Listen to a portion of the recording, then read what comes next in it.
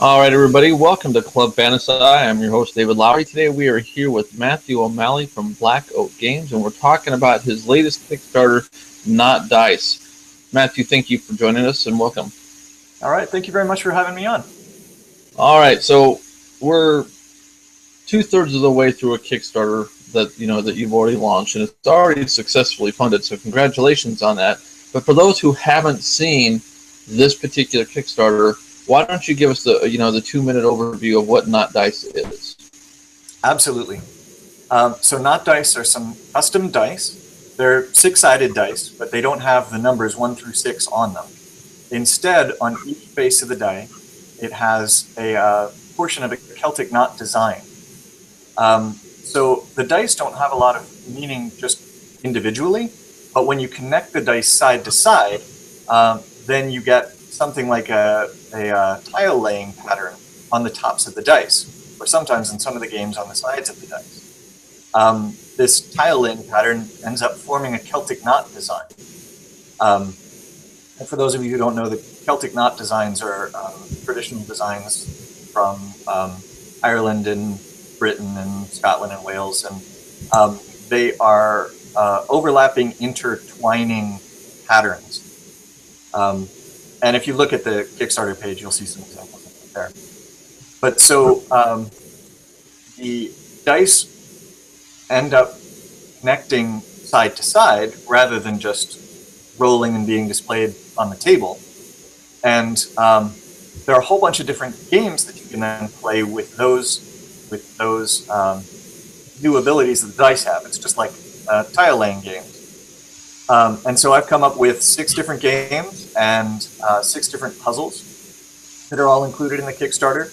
And it looks like we're about to hit some stretch goals, which are going to let me add some additional games by other game designers into the box. And actually, we do already have a game by another game designer, Cameron Brown, that's going to be in the box.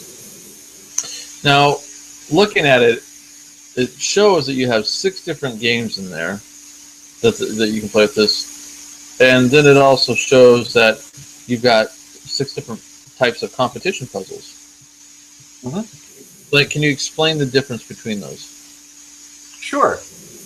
Let me start with the puzzles, because that's a little easier to lay out what each one is. With most of the puzzles, you are starting out with a set arrangement of dice, and then you can choose to swap the locations of 2 of the dice, or you can choose to rotate one of the dice. That's the most basic puzzle. The next level of puzzle is where you've got a set arrangement of dice. You can swap 2 dice, you can rotate a die, or you can change the top face of a die. And then there is a next set of puzzles where you're starting with a set design. You're trying to change it into another design. So all those puzzles are just about sort of optimizing your movements. How quickly can you get the puzzles done? How many steps does it take you to get from what you started with to the completed design? Then you've got some puzzles that are all about starting with certain upright faces. And when you have started with those upright faces, you are trying to connect them together to make a design that is symmetrical, both horizontally and vertically. Then we've got some puzzles where you're given, say, let's see, 1, 2, 3, 4, 5, 6, 7, 8 dice, and you are trying to arrange them any which way you'd like, but creating a 2 by 2 by 2 die cube. You're setting them on top of one another as well as next to one another, and you're trying to create complete designs on the outsides of every face of that new shape. There are a couple of puzzles like that, and then there's another one. There's a puzzle that was designed by Cameron Brown for his Osbo dice, and that is more like a slider puzzle. I don't know if you're familiar with those, but you've got 15 dice set out, and you've got one extra space. So it's a 4x4 grid, but there's one extra space. And so you can slide a row or a column into that extra space. And the objective is to create the longest possible path along the top of the dice in that 15 die design. So those are some of the different puzzles. And then the different games, we have a couple of cooperative games, which are working along with the other players. So Kells is the first game. Working along with the other players, you each have your own set of a few dice, and rolling your dice and attaching them to a single central design, you're trying to create a completed Celtic knot design in the center. It means you don't have any open edges sort of dangling off. You have to create a completed Celtic knot design using as many dice as possible. If at any point you discard 3 of the dice, then you have lost. But you're also trying to create a compact design, trying to make it closed off in the center. Because the longest edge of your completed design is subtracted from your score. So at the end of the game, you end up having a score. And your objective is, there's a little bit of push your luck involved in that, and a little bit of just puzzly solving, and also figuring out how to get the dice connected in the right order, combining the different players' dice. There's another variation on that, which is another cooperative game, which in this one you can complete several different smaller Celtic knot designs. And once you've done that, any of the dice in the completed designs you get to use in another round. But any of the dice in that end up dropping out, you do not get to use in the next round. So you can try to push your luck to score a little bit more in this round, but if you don't finish everything off, then you won't have as much to use in the next round. Then there are some real-time games where you have your own set of dice. There's one that's kind of like bananagrams. It's called Not So Fast. And you have your own set of dice. You start with 4 dice. You roll all 4 of those dice. You can pick up and re-roll as many of those as you want, as often and as quickly as you want. But as soon as you have completed all the dice in front of you, then you get to grab another die from the center. Now you pick up all of those dice and you do it again. So as you're moving forward, you're getting more points because your objective is to have the most dice at the end. But it also gets harder and harder as you go because you've got more dice that you have to include in that completed design. There's another version of that that's sort of a round-robin tournament, which is Not So Fast too. There is a game called Distance, which is a 2-player game in which you use tokens to travel over the tops of the face of the dice along the Celtic knot designs. And your objective is to get your 2 tokens as far apart as possible. And finally is Ozbox, which is another game designed by Cameron Brown. And you're, again, working with a 4x4 grid, sliding some dice in from one side or another, and trying to complete designs. When you complete the designs, you score that number of dice, and then you remove those dice out from the board, a little like Tetris. And keep going until the whole design is filled up, and there are no more dice left. That's the 6 different games that we have in the basic set.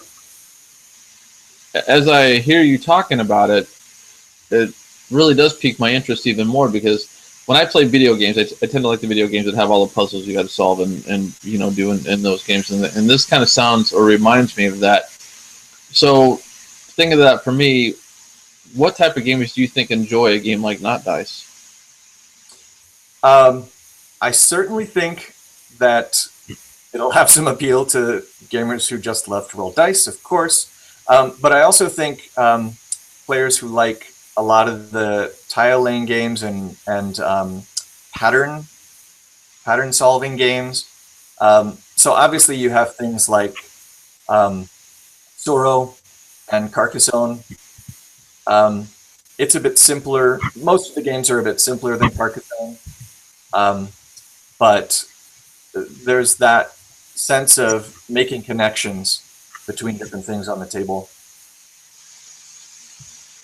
All right, so let's talk a little bit about the different packages that you have for the actual Kickstarter in itself. What are the pledge levels, and what does that include? Sure. So the most basic pledge level, just to get some dice at all, is $15, and that is to get 9 of the dice. With 9 of the dice, you can use it as a desktop toy, or just use it to play with a couple of puzzles. There are some puzzles that you can do with just 9 dice, and I'll be providing a PDF of some of those puzzles. But the real core game is the $29 level, which is a boxed game, and that includes 18 dice, a printed booklet with a bunch of game rules and puzzles, and also wooden tokens.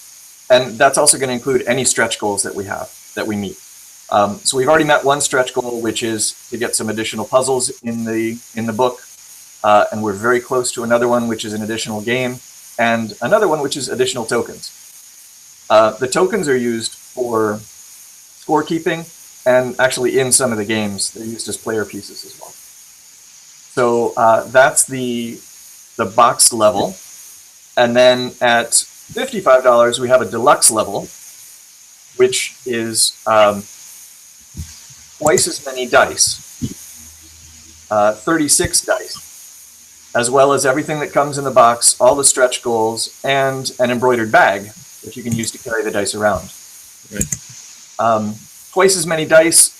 Number one, they're great for just creating larger designs, but they're also some of the games that you can play with more players if you have additional dice. So you can do that with the deluxe level, or you can do that with just the basic level and getting a couple of the 9 dice sets.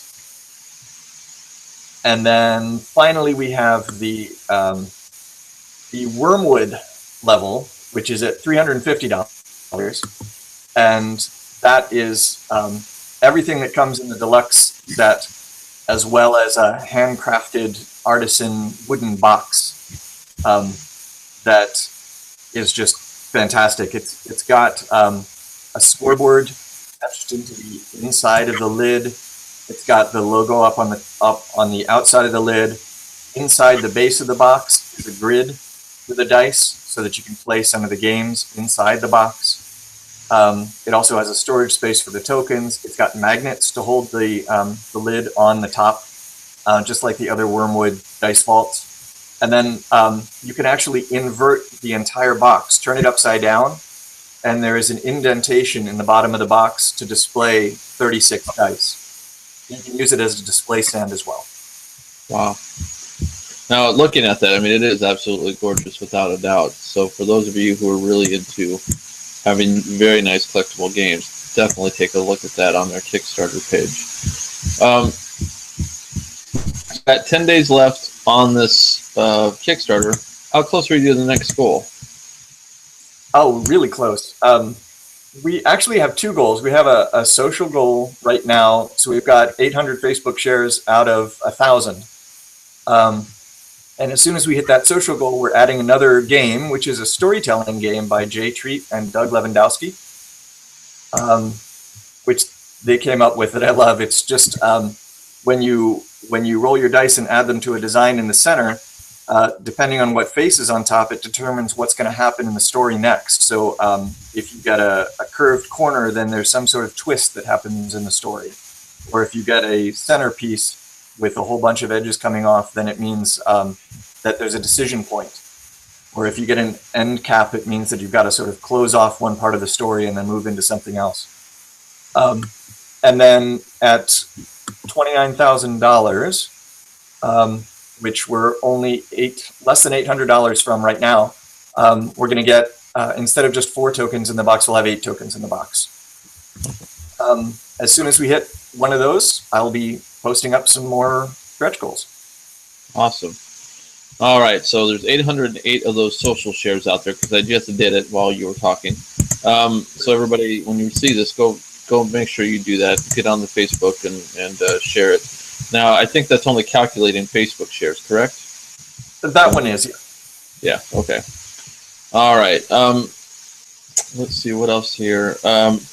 You recently finished another game with Stonemaier Games that funded called, excuse me, Between Two Cities. Tell us a little bit about that and how that one came about.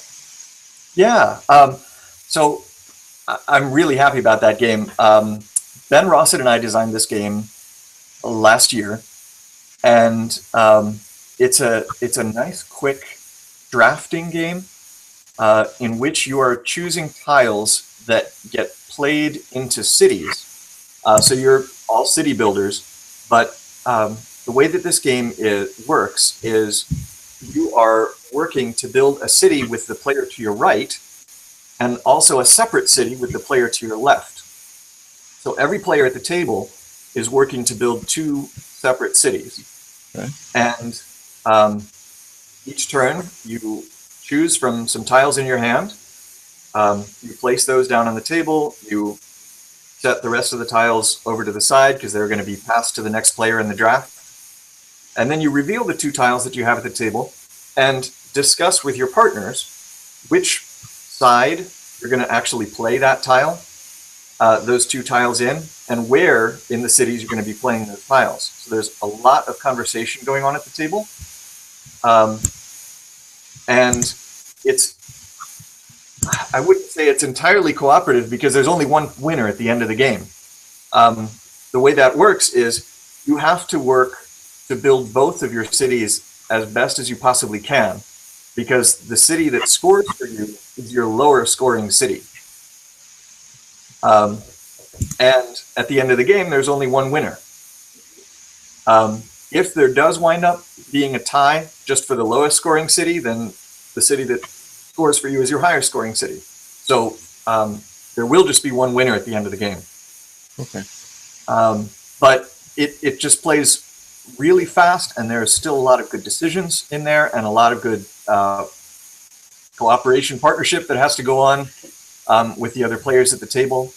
It's a very positive feeling, but there is one winner at the end of the game, and it plays the same speed whether you've got 3 players or 7 players. It shows here that it's available for pre-order on StoneMaierGames.com at $33 and is looking to be delivered around November of this year, with including the stretch goals. So that's pretty cool. Yeah, and he's going to have some copies of it available to play. Hopefully, we'll have some of the close to final copies available to play at Gen Con. He's got a room reserved at Gen Con, and also at Essen. I'll be over there, and I'll be at Gen Con and at Essen this year with Between Two Cities. Awesome. All right, so let's just go back over this again real quick, and then we'll let you go because I do appreciate your time today. Knot Dice, currently 10 days left on Kickstarter. Looking to hit $29,000 to reach your next stretch goal. And obviously you want to fund it as much as possible so you can do as much as possible with the game. Where can they find out more about this besides Kickstarter.com? Besides Kickstarter, they can go to knotdice.com, which is KNOTDICE.com. And I've also got, there's a little bit of information up on Board Game Geek, not quite as much as on Kickstarter and on knotdice.com. Cool. All right. Folks, all those links will be on the page. If you go to the Club Fantasci page for this interview, you will find all those links. So please make sure that not only do you click on the links, but you follow Black Oak Games on Twitter, on Facebook, on Google+, whatever it is that he's got out there, and that you show some support and spread the word about this in its last 10 days. Matthew, I want to thank you for the time that you've taken today to explain what Knot Dice is, because it certainly opened my eyes. I was a little confused myself about it. And it really looks really interesting. I'm excited to see it be out there in the world and hopefully do a review of it myself. So thanks for your time. Best of luck with this campaign, and I hope to talk to you again real soon. Fantastic. Thank you so much. I really appreciate it, and I had a great time talking with you as well. All right. We'll talk to you again real soon. Folks, thanks for watching Club Fantasy. I am David Lowry. We hope to have you back again real soon with other interviews and videos. Please spread the word. Please spread the videos so that Matthew can take Knot Dice to a higher level. Appreciate it. Game on.